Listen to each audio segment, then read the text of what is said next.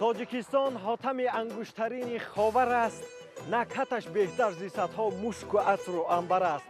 дар самои бекаронаш ворисаш чун ахтар аст. тоҷикистон буд модар, то қиёмат модар аст. дуруд бинандаи азизи телевизиони Сафина, нашри навбатии барномаи сайри тоҷикистон аст ин лаҳза манзури шумо. ва чуноне ки аз лавҳа мебинед, инак мо дар ин фурсат сайр дорем бар яке аз ноҳияҳои зебоманзари дигари тоҷикистони азизамон, ноҳияи Шаҳри Нав. сафари мо бо шумо зебо аст ва шуморо низ даъват мекунем ки биёед аз ин ноҳияи зебоманзар якҷоя дидан менамоем. меравем ба сайри ноҳияи Шаҳри Нав.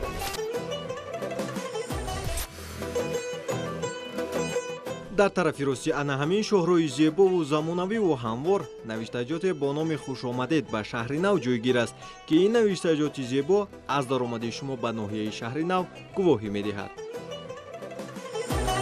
ватан афсона пардозе туро афсона мехонад, ҳақиқат нома осоре ҳақиқат хона мехонад. яке дар кӯҳсори шод монад қаср мебинад, яке кошонаи ғам дар бағал кошона мехонад.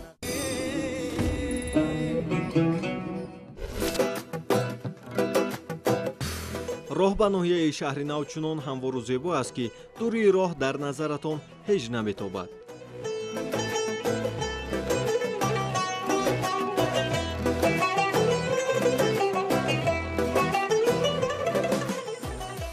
Шаҳри Нав низ яке аз ноҳияҳои тобеи ҷумҳурӣ аст ки дар замони соҳиб истиқлолӣ ватани маҳбубамон гулгулшукуфон гаштааст.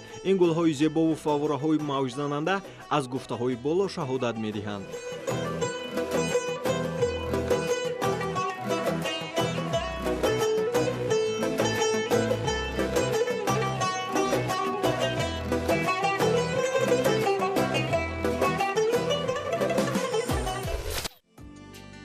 ноҳияи Шаҳри Нав дар водии Ҳисор ҷойгир аст. дар шимол бо ноҳияи Айнӣ, дар ғарб бо ноҳияи Турсунзода, дар ҷануб бо ноҳияи Рудакӣ ва дар шарқ бо Ҳисор ҳамсарҳад аст.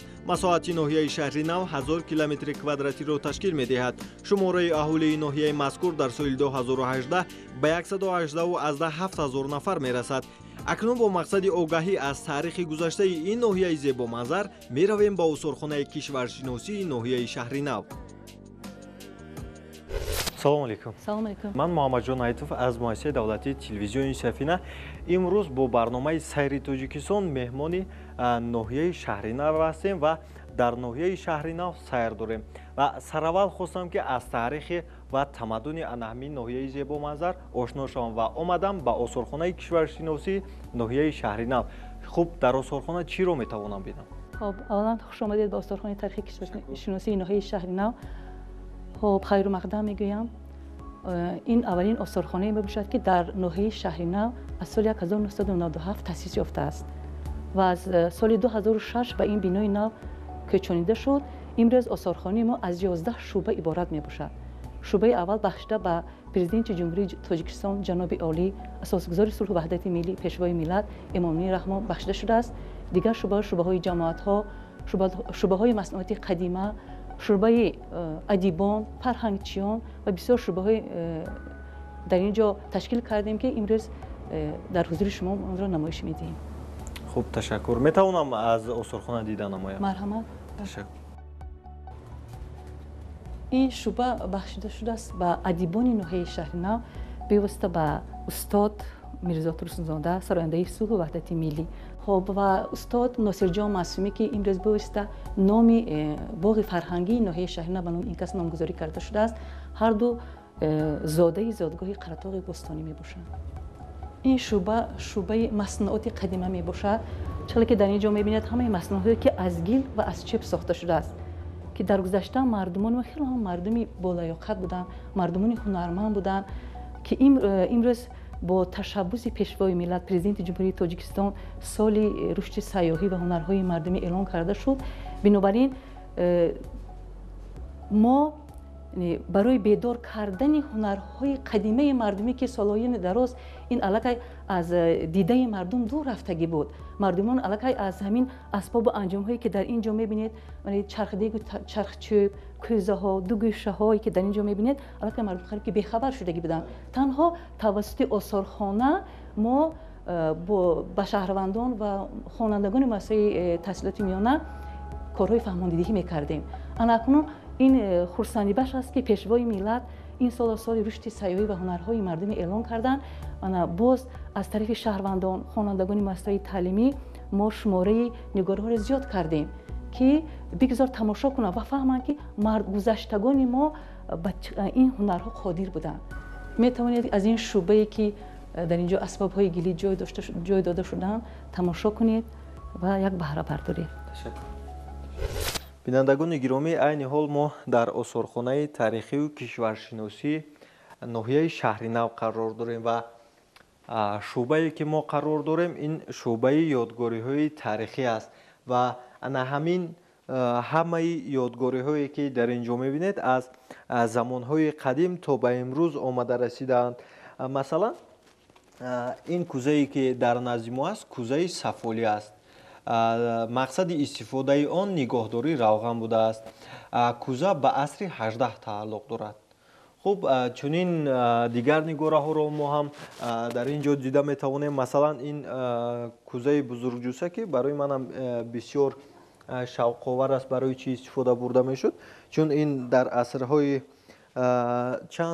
در عصرهای 4 استفاده می شده است. از عصر 4 تا به امروز باقی مانده است. این کوزه از شکلش کلولی است، کوزه کلولی است و کوزه برای نگاهداری آب استفاده می شد و اصلا اگر بینندگان گرامی شما فیلم های پیشین رو تماشا کرده اید و درباره تاریخ گذشته خودمون در فیلم های رستم و سهراب و دیگر فیلم هایی که در پیش نشان میدادن، مثلا ما میبینیم که آنها در سر کتف خود با همین گونه کوزه ها آب میبردن. خب در اینجا ما یک اسباب بزرگجوسه رو میبینیم و این دستگاه دکانی بافندگی بوده است و اصلا بافندگی یکی از هنرهای ترقی کرده زمانهای پیش ملت تاجیک بود و خوشبختانه که امسال سال رشد سیاحی و احیای هنرهای مردمی است و محض در این سال همین هنرهای مردمی رو که در زمانهای پیش مردمی ما ملت تاجیک استفاده می‌برد احیا می‌گردند. شهرنو باستانی تاریخی خیلی هم کهن و دور و دراز دارد که زیادت از تاریخ 4000 ساله میباشد. در ناحیه شهرنو در گذشته با نام‌های سبا، هماوران، تختپور شهرنو شناخته میشد و در اینجا مردم با هنرهای گوناگون، با هنرمندی، با سوداگری، یعنی آنها مشغول میشدند. ناحیه شهرنو 17 سپتامبر سال 1927 تأسیس یافت. در اول به ناحیه شهرنو ناحیه ریگر، قرطاق، حصار داخل کرده شده بود. یکی از ناحیه‌های کلان به حساب می‌رفت و متاسفانه در سال 1932 ناحیه حصار از ناحیه شهرنو گرفته شد. ناحیه ریگر به سال 1935 جدا کرده شد و تنها یک ناحیه خرد، ناحیه شهرنو به یک ناحیه خردی مبدل گشت.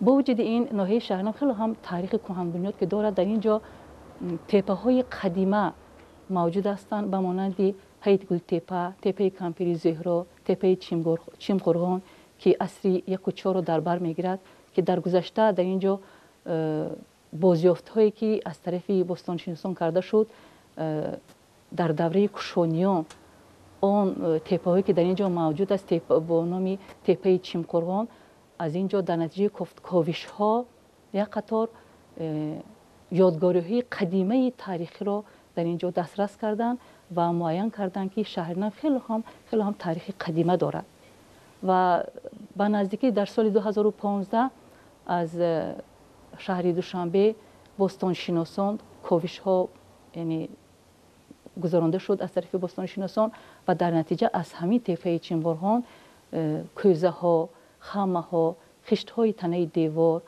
تنگه ها و بسیار اسباب انجام هایی که گذشتگان ما از استفاده می بردن دسترس کرده شد.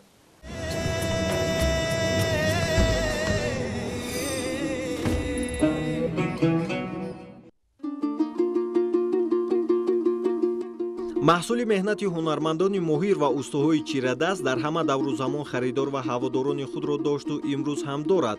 онҳое ки аз ҳунар огоҳӣ доранд ва маҳсули меҳнати асилро мешиносанд ба ҳунар ва ҳунарманд эҳтироми махсус зоҳир менамоянд. алоқамандони ҳунар барои ба даст овардани маҳсули офаридаҳои ҳунармандони моҳир ҳеҷ чизро дариғ намедоранд ва маблағҳои зиёдро сарф менамоянд, зеро онҳо медонанд ки ҳунарманд барои офаридани як асар ё маҳсулоти оддӣ чӣ қадар заҳмат мекашад, аз қалби хеш ва бо меҳру муҳаббат онро меофарад. аз ин сабаб барои нафаре аз ҳунар огоҳ кори дастии ҳунармандон қадри зиёд ва афзалият дорад.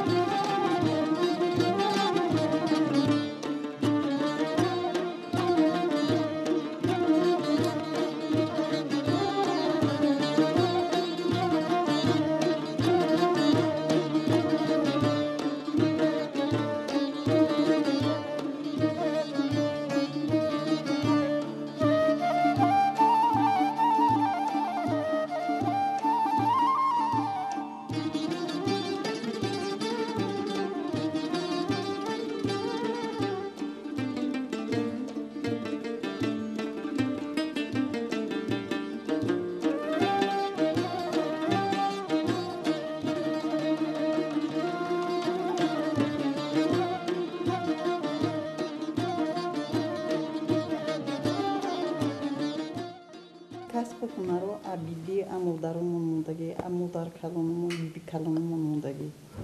Ак қадим ин қуроқ ҳаст, пурадӯзӣ меган. Мана вай қуроқҳои пешина, унҷа дам ду намуд қуроқ ҳаст. Вай қуроқи пешина, мана бо инаш қуроқҳои ҳозиразамона, бо мана инош ҳозиразамона қуроқҳо мана иноям. Иноям аз зиёди курпаҳо, курпачаҳо истеҳсол кардагӣ. мо намехоҳем ки ҳамин нонам нону норезаам нон. мана ҳамин оғоз шавад пеш арӯсҳои мо, мана ҳамин вақте ки мо арӯс шудагӣ беҳами хеле моҳона намеоварданд. албатта бояд қуроқатиҳомо бошад. ин порадӯзиҳо мо дар сихмон мекунем, курпача мекунем, рӯи диванӣ медӯзем, болишт медӯзем. хай ҳаминам зиндагӣ ба ёрдан. қолин мебофем, аз татки қолиндоя риштаҳо зиёдӣ кунад, мана иноя мебофем. мана бо муҳрабофия духтарака ба ёд устодем. мана ино чанд вақт рафта талабои мактабай гирифтан, 18 нафар шогирд бироварем. хай чизе аз дастомон бия ҳамин ҳунарои миллӣ кардисудем. бисёре аз шахсиятҳои маъруф ва ҳунармандони машҳур либосҳо ва пойафзолҳоеро интихоб ва ба бар мекунанд ки дастӣ омода шудааст. барои ба даст овардани он маблағи зиёд сарф менамоянд. маҳсули дасти омодашударо тӯҳфа мекунанд ва дар худ нигоҳ медоранд, яъне қадр менамоянд. тоҷикон аз қадим мардуми ҳунарманд ва ҳунардӯстдор буданд. ҳунар дар тоҷикистон ҳамеша қадрдонӣ мешуд ва ҳунарманд боланишин буд.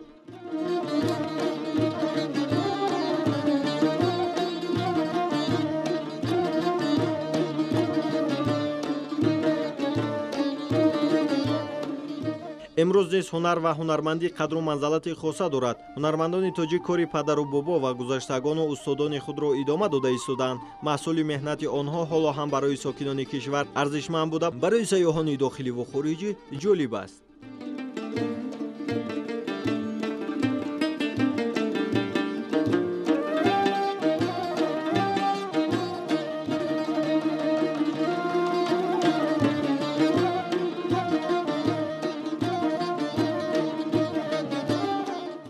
از جانب اساسگزاری صلح و وحدت ملی پیشوای ملت پرزیدنت جمهوری تاجیکستان محترم امامعلی رحمان سال رشد سیاحی و احیای هنرهای مردمی اعلان شدن سال 2018 جهت احیا و رشد و تکامل هنرهای مردمی زمینه مساعده را فراهم کرد.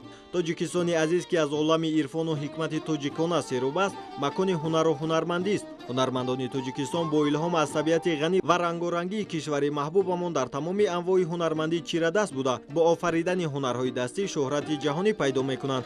به خصوص برای احیای هنرهایی که از بین رفتند این اقدام بزرگ از اهمیت خالی نیست.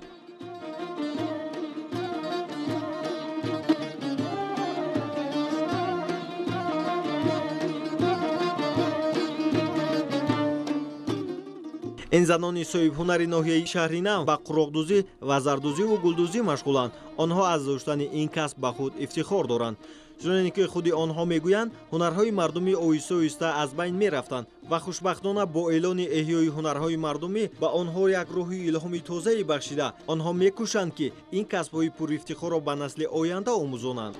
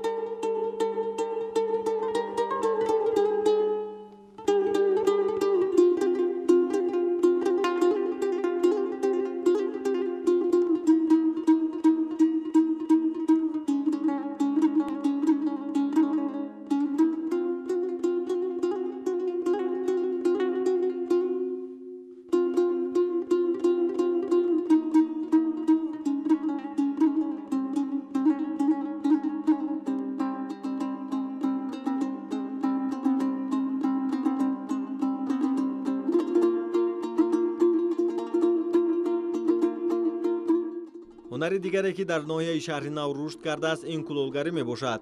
کلالگری هنری است که از لوح مخصوص ظرف‌ها و لوازمات دیگر میسازند. این ساحه هنرمندی در بین تاجیکان از دوره‌های قدیم معروف و معمول است. نتیجه کوفت‌وکاوهای ارخئولوژی از آن شهادت میدهند. از خاک مخصوص تیار کردن ظرف را آدمان هنوز از ابتدای عصر دوره نیولیت هزاره 5 تا میلاد آموخته بودند. برای پهنشوی کلالگری موجود بودن خاک موافق مساعدت نمود. کلالگری یک کسب و شغل بسیار قدیمه است و چون ما همه وارثان استاد بزرگ سخن ابو عبدالله رودکی، ابو علی بن سینا و عمر خیام و دیگر بزرگان هستیم و حضرت عمر خیام این حکیمی بسیار دانا تاکید میکنند که این کوزگران که دست برگل دارند چون عقل و خیرت نیک به دوی بگمارند هرگز نزنند مشت و سیلی و لگد خاکی پدرانش نکوش می‌دارند. و جای دیگر میگویند که بر کوزگر پریر کردم گذری از خاک همه نمود هر دم هنری من دیدم اگر ندید هر بی بصری خاکی پدران در کف هر کوزگری. و چنانه که من به این پیرهه قدم نهادم این پیرهه عشق نسبت این خاک بود. این هنر رو من از استاد خود اشورعلی یادگارов یاد گرفتم و بعدا دیگر استادان که در طول این فعالیتی که داشتیم ما با آنها نیز گویم که همکاری داشتیم و اگرچه در این هنر به جایی نرسیدم حالا خود رو همچون یک شاگرد میدانم ولی کوشش میکنیم که بهر پایداری این فرهنگ و مدنیت ملت خود و بهر آینده رشد این هنر و شاگردان و نورسان این هنر را زیادتر آموزانیم. زیرا که رفتی امروز جهان یعنی که آن گویم که هجوم هایی که از طرف تمدن های غیر می شود می تواند که تمدن مردمانی که اگر در همین کار سستی کنند از بین برد و در کاری که اون به گذشته ما دلالت میکند این تمامی بزرگان ما صاحب خردی بسیار بزرگ و ازلی بودند و امروز تاجیکستان با تمامی آن پیشنهادهایی که در عرصه بین الملل میکند. از آن جمله پیشنهادی که نسبتی اعلان شدن 10 ساله های آب برای رشد استوار از جانب پیشوای ملت سرور کشور تاجیکستان اعلان شد، باز هم دلالت بر آن میکند که این ملت صاحب تمدن است و تمام ارزش های مدنی و معرفتی این ملت ما باید همیشه قائل باشیم و باید کار کنیم که بهر پیشرفت این فرهنگ و مدنیت یک سهم داشته باشیم. این خاکی که امروز ما با اون کار میکنیم، این لایه که شما میبینید، این از دهه قرطاق است، از زادگاه استاد ترسونزاده است و بسیار باز هم شکرگزار از آن هستیم که برای ما کلالگران امکاناتی هست که همین اشیای خام، همین خاکی که ما استفاده میبریم از نزدیکترین منطقه میگیریم و بین دهه شهرینه و گویم که دهه قرطاق همگی 5-6 کیلومتر است و این خاک بعدی از اون دره‌ای که ما از آنجا میبیاریم، ما اون رو یک چند وقت نگاه هم میداریم، در آب تر کرده و بعدا میشورانیم و بعد شوراندن اون رو با سیدک‌های مخصوص بیخته میشود و بعد این وقتی معین میگذرد و برای آن کارهایی که ما در قالب‌ریزی استفاده میبریم، ما اون رو تستر مثال آبش رو کم کرده استفاده برده میتوانیم و در کارهای دستی که از شما میبینید این علاقه زیادتر میستد و دیگر کارهایی هست که اصولهای سخت کنی لایه هست که ما اون رو استفاده میبریم و بعدا همین که لایه سخت برای کارهای چرخ، کارهای دستی تیار کرده میشود. ما همان خاکی که میبیاریم بنابر سبب آنه که امروز این خاکی که ما استفاده میبریم از جهت شیرناکی خوب است، یعنی که در کار سفالگری اصلا خاک‌های زیچهشان بسیار خوب، یعنی که شیرناک باشد استفاده میشود و از این رو ما خریب که به این یگان چی آمیخته نمیکنیم، زیرا که ما این امکانات ها رو نداریم و گویم که زوادها، سیخ‌هایی که به کارکرد سفال مشغول هستند آنها بسیارتر با استفاده گویم که مایع شگی زیادتر کار میکنند و امروز حال این امکانات در ما نیست و ما فقط صاف با همین خاک سفال کار میکنیم، خاک سور.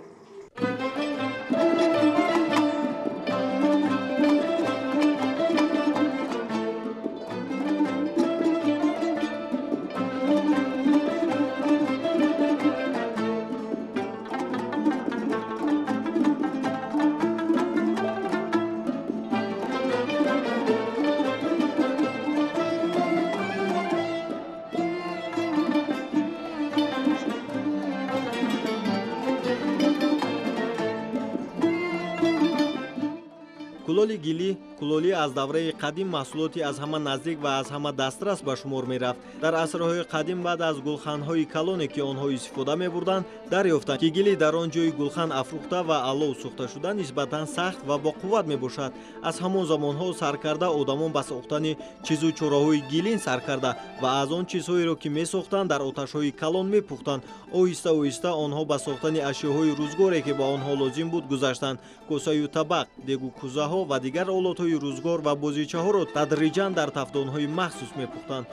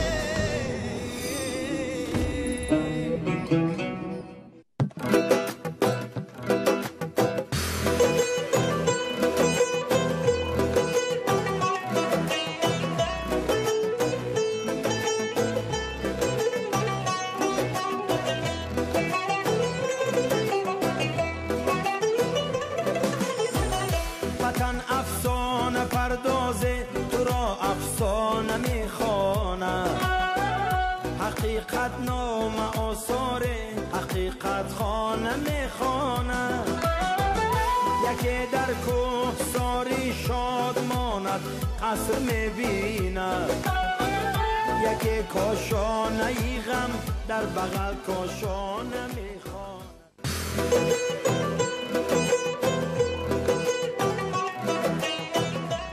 боду ҳавои тозаву озода манбаи осоиши самимии ҷисмҳои зиндаи рӯи замин аст. табиати зинда ба ҳар як нафар рӯҳу илҳоми тоза мебахшад. ҳамаи ин гуфтаҳои боло дар табиати зебо ва афсункору дилфиреби ноҳияи Шаҳринав мавҷуд аст. як қисмати дараи машҳури афсонавии Қаратоғ ба ноҳияи Шаҳринав тааллуқ дорад, ки ҳоло мо он ҷо равонаем.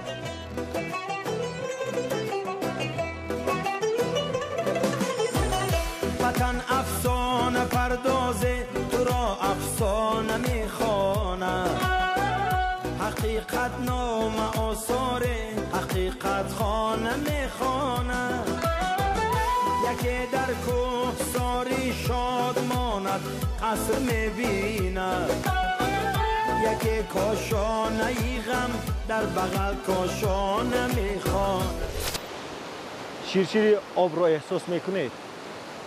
آرامی، نزاکت، نفاست، فراغت و استراحت در یک نشست در لب آبهای مصفای تاجیکستان عزیز و محبوب. امسال سال رشد سیاحی است. باید بیاییم و بنشینیم و ببینیم و از این منظره ها و از این آبهای زیبای وطن محبوبمون حلاوت ببریم.